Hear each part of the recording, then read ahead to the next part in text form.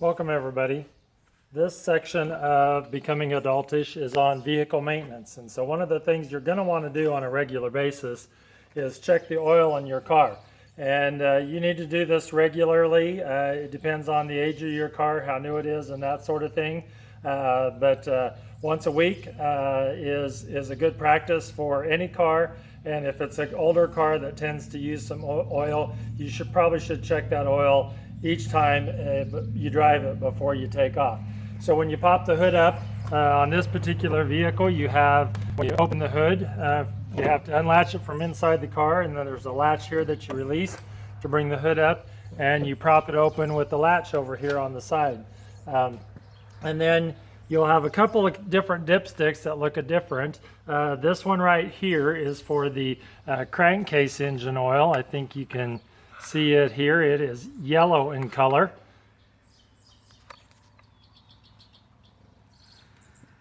So to check the engine oil, I like to have a rag with me, and if you've had the car running, it may have oil up on the dipstick. So I just like to wipe it off, get that dipstick clean, and make sure I get an accurate reading. Put it back in, take it off, and I'm going to look at that oil level. And you see right here, it has two markers on the dipstick, and so your oil is okay.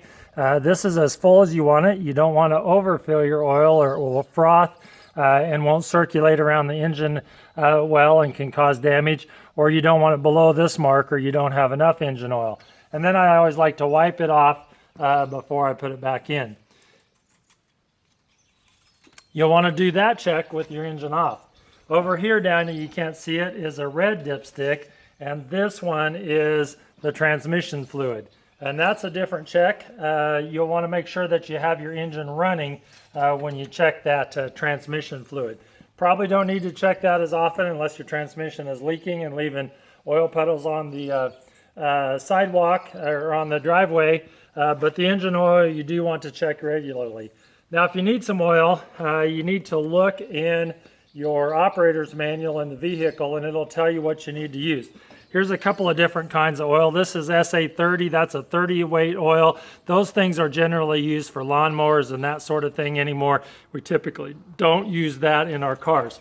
Most of our cars will use a multi-viscosity oil. This is a 10W30.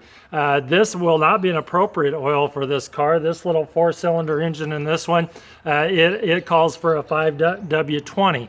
And so that is an SAE rating. So this will be it acts as 10 weight when the engine's cold and acts as a 30 weight when the engine warms up. So that oil doesn't change as much in viscosity as this engine oil does. When this engine oil gets cold, it will be pretty thick, and when it gets hot, it'll be to a 30 weight.